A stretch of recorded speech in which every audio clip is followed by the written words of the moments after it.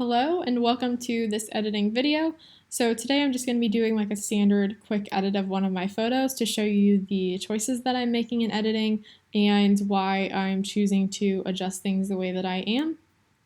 I've chosen this photo to look at and edit today because it's fairly typical of my work. The light is pretty diffused, there aren't generally harsh shadows or any bright spots on anyone, and as you can see there aren't many distractions in the background, so it's just fairly typical of my portraits.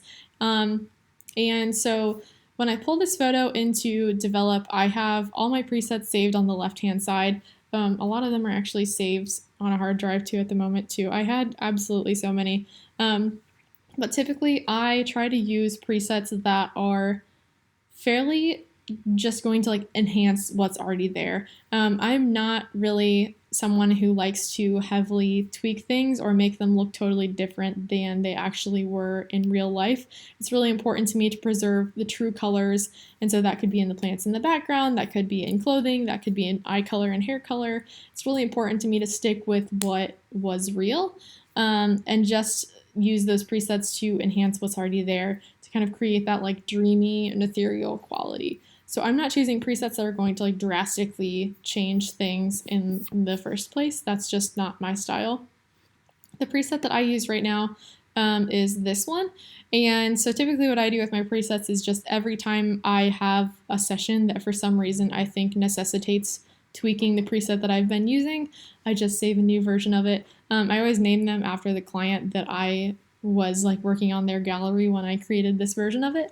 It doesn't happen for every session, but for sometimes I just need to tweak the one that I have. But they all are going to stay fairly similar. And this is the preset that I applied almost all of my photos lately.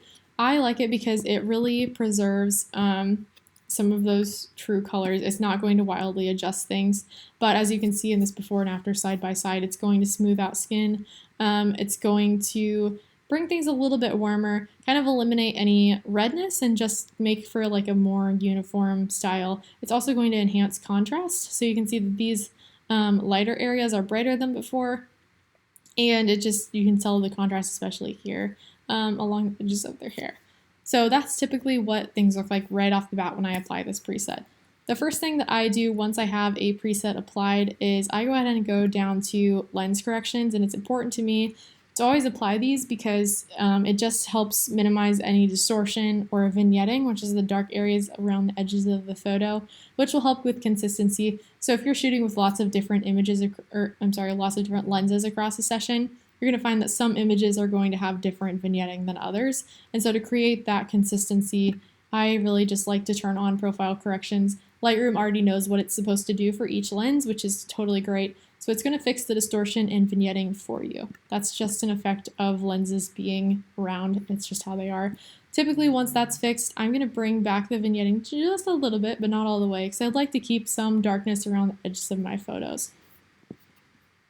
Next, to adjust white balance, I prefer to do it manually. There is an eyedropper here, but unless you have a true neutral in your photo to work off of, I found that it isn't always going to work for me, and I very rarely have true neutrals in my photos anyway. So the first decision that I make with white balance is to bring the tint down to 0.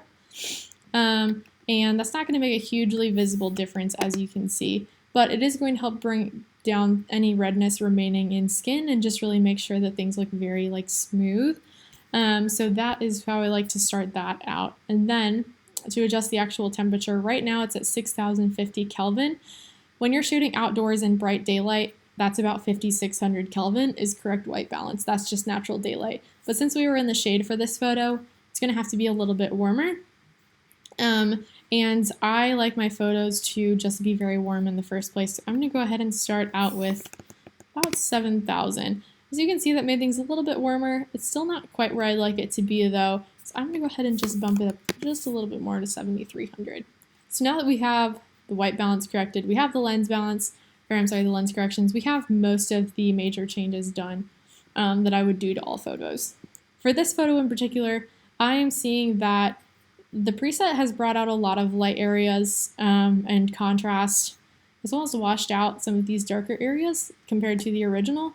And so I'm going to come down here to the shadows section. I'm going to bring the shadows down because I'd like to stay as close to the original as possible.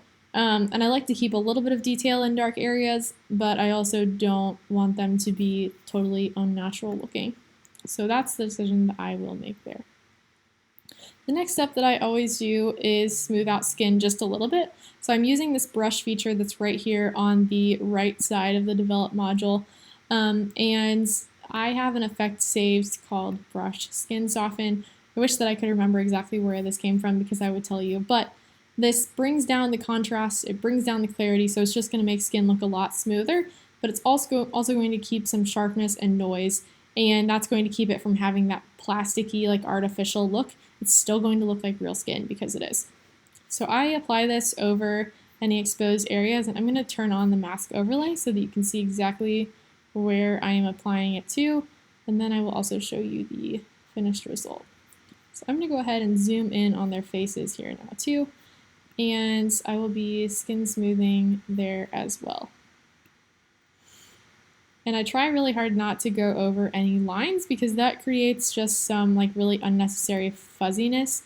The skin smoothing should really only be done on surfaces of skin. It doesn't need to go across eyes or like clothing straps or anything like that. So, right now that they look sufficiently clowny, that is what we end up with. So I'm going to go ahead and click done here. Sorry, our preview disappeared. There we go. So as you can see, this is where we were at beforehand. And this is with everything smoothed out. So that's pretty much what the skin is going to look like smoothed out. And then just because things are looking a little bit like they lost some depth through here in her face, I'm going to go ahead and bring our exposure down just a little bit as well. And that's not a huge amount, but it's just going to bring back some of that contrast so that you can still see that depth there. So comparing these two photos, as you can see before, there is some redness in skin, and this just really has helped smooth things out. Everything looks really warm and natural and pretty much right in line with the style. So that's what I'm going for in editing. I'm typically just applying my preset, and I'm not changing very much 98% of the time. I'm just doing profile correction, fixing white balance, smoothing skin, adjusting any shadows if necessary, and voila. I don't like editing to be a ton of work, which is why I think it's important to shoot photos like properly exposed in the first place and to really have a preset that is working for you to really create that look that you want as well.